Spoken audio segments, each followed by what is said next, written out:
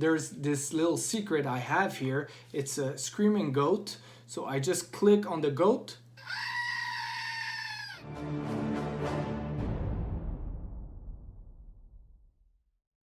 What's up guys, this is Jimmy Zurat from the BluffTheSpot coaching team. Today I'll be making a video on a subject that I find is super important.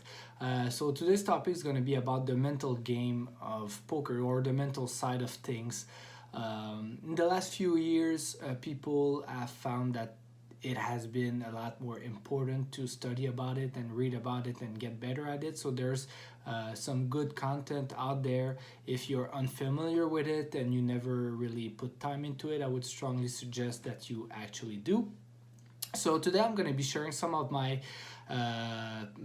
personal approach and share with you some of my tips that I utilize every day to try to deal with the mental side of things. So hopefully this will help you understand it better, and also can help you guys a bit more with that. First off, I'm going to be hosting a webinar on May 8th, which will be available through May 10th, where I'm going to be sharing with you guys my top 3 secrets to achieve poker success. Hopefully you guys can join, and if you want to, make sure that you click on the link in the description below. Now back to the topic of the mental side of things. I just want to do a brief background. I started really being interested into it about 10 to 12 years ago when I was playing professional baseball in the Oakland Athletic organization. We had access to a sports psychologist at the time, and I was always drilling him with tons of questions. I was reading some books about the mental game of things because I really found that fascinating. I really found out that it can really benefit you if you have the right train of thoughts, the right mindset into certain situations. It can definitely create an edge in whatever you are doing, whether it's a sport, whether it's another profession, whether it's poker. It can definitely help you create an edge over your opponent. So like, for example, if you have people with the same amount of talent, I mentioned it in the first video, the ones who will be working the hardest will be able to achieve greater things. Now, same thing with the mental side of everything. If one player is actually not doing much about it, and then we have other guys who are actively working on it, this will definitely create an edge, and it's really something that poker players especially have become aware of, and a lot of them are hiring a mental game coach, are really more involved into getting their mental side of things a lot better, which I think is good. So after reading all those books, talking with the psychologist, that type of stuff, I came to the conclusion that there was that one thing that was really everywhere. This thing is that we need to be focusing on the task at hand. What I mean by that is that our mind cannot be thinking about what's going to be happening in 5 minutes, 10 minutes, 15 minutes. We need to be focusing on what we are doing right now. And if we relate that to, for example, when I was playing professional baseball, I was a pitcher. My task at hand as a pitcher was to try to execute pitches. Once I executed a pitch, it was good or it was bad, my execution.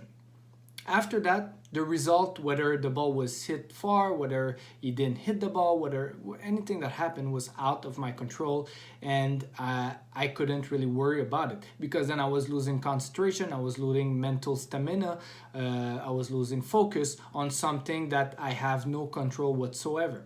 So I really needed to focus on executing one pitch.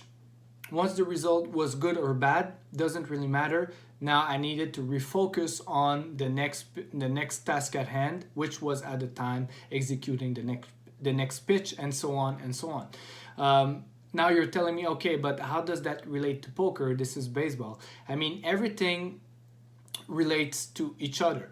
So if you take golf, for example, golf is a prime example. You can say exactly the same thing. The golfer has to concentrate on the task at hand, which is hitting the shot. Once he hits the shot, it's going to be good or it's going to be bad. Once that is done, he has no control over it. If he hit a great shot, fine, but he has to make the other shot great as well. Or if it's a bad one, he needs to forget about it and move on to the next one and still hit a great shot on the next attempt. So he really needs to focus on the task at hand. Now, if you translate that to poker, it's not about hitting shots or executing pitches. It's really about playing hands. And if we are thinking in a broad or a really wide range, so what I say by that is that if we think about our session in general, so I don't want to be losing 6 buy-in, or I'm up 6 buy-in, or I don't want to lose because my month is good or my year is good or whatever.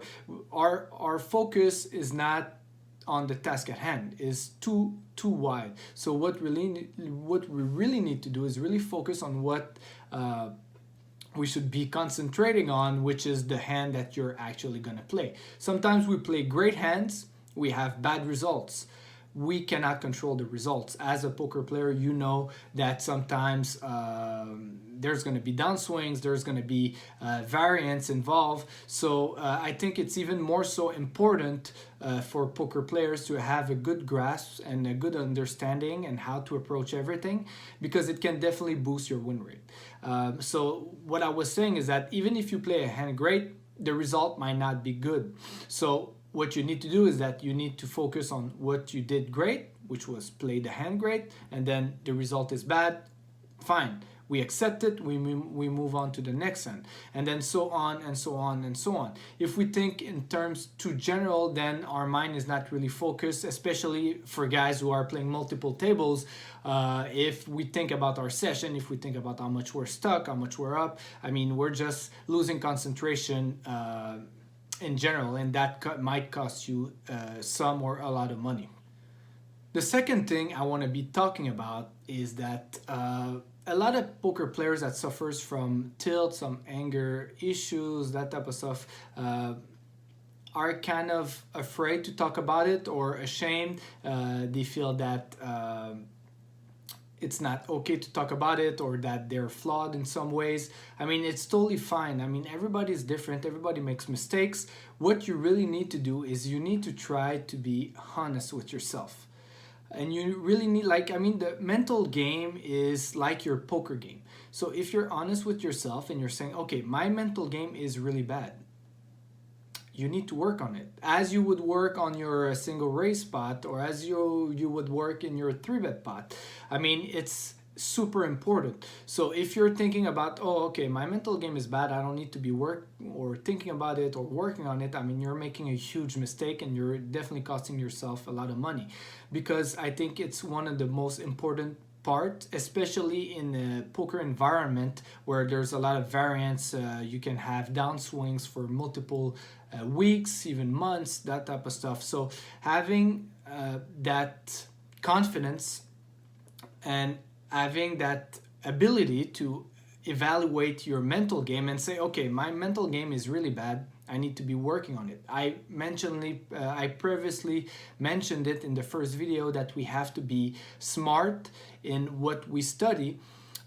So if you say that, okay, my mental game is not great, that would go at the top list. You would move that up the list, because you need to be working on that to get better at it, because like I mentioned, it's one of the most important parts. So what I just wanted to say about this is that if you're really honest with yourself, you kind of acknowledge the fact that you're having a problem, or not really a problem, but you're having a weakness in your mental game. So once that is done, that's the first step into getting better at it, because you're gonna put time and effort into getting that side of things much better and improving it.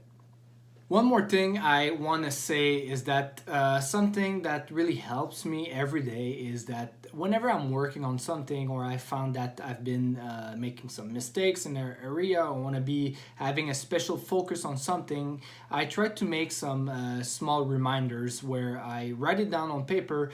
I actually put it just next to my desk or on the wall or something where I can see, so that way whenever I'm focusing on this specific topic and then I'm doing a session and then I make a mistakes regarding that, then I can just look at it and say, okay, man, like, you know that you need to be thinking about that, but you're still doing some mistakes. I mean, it's just like a quick reminder, okay, we need to get back on track. You need to refocus because you might not be focusing on each hand. You might be playing your B game, your C game, whatever it is.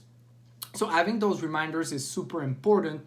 I would also, like one of the biggest problems also that I see is that people try to block their emotions. So they're saying like, okay, I cannot tilt, I cannot be angry, I cannot be mad. I mean, this is not true. I mean, you get cooler like 3 times in 10 minutes. It's totally fine to be mad. It's totally fine to be to be angry, but you have to let that go in a short amount of time. So like I mentioned, you focus on the task at hand, you get cooler, okay, fine, you're mad, but you have to move on to the next hand. Something that I kind of like doing is that whenever I feel like I get flustered or like a certain hand actually bothered me or triggered me, I try to have like kind of a saying or something that I do.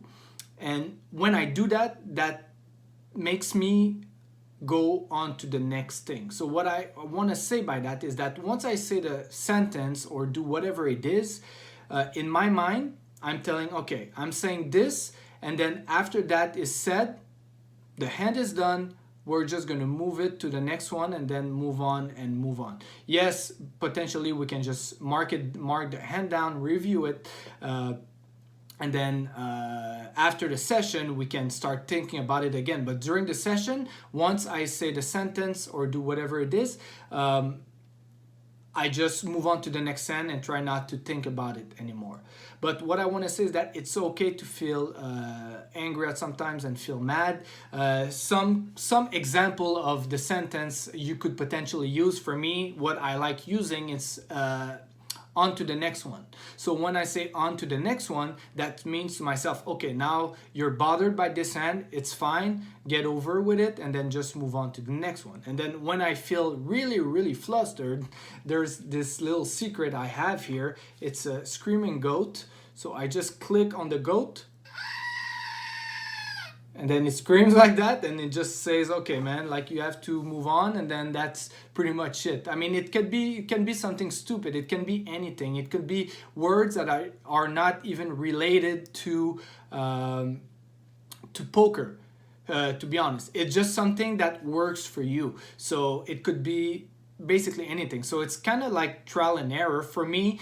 I kind of like saying on to the next one because it makes me say, okay, man, just move on to the next hand, and then that's it. And then there's the little screaming goat that says, okay, man, now you have to really move on to the next one. But just like I mentioned, just don't be afraid to try things. Don't be afraid. What works for me might not work for you, and vice versa. So just be open to the idea. But so yeah, so basically this is what I wanted to say about it. Hopefully these tips actually will actually help you guys. For me, it works. I wanted to share that with you guys so that you can potentially try them out and see if that works for you guys. I'm super interested to know if about you guys mental games. So if you want to share that and drop comments, I would be more than happy to answer them. So hopefully you guys enjoyed this video. I just want to say before leaving that again, if you want to join for the webinar this weekend, please click on the link in the description below. I'm just gonna wish you a good day and hope you guys enjoyed the video. Thank you. Bye bye.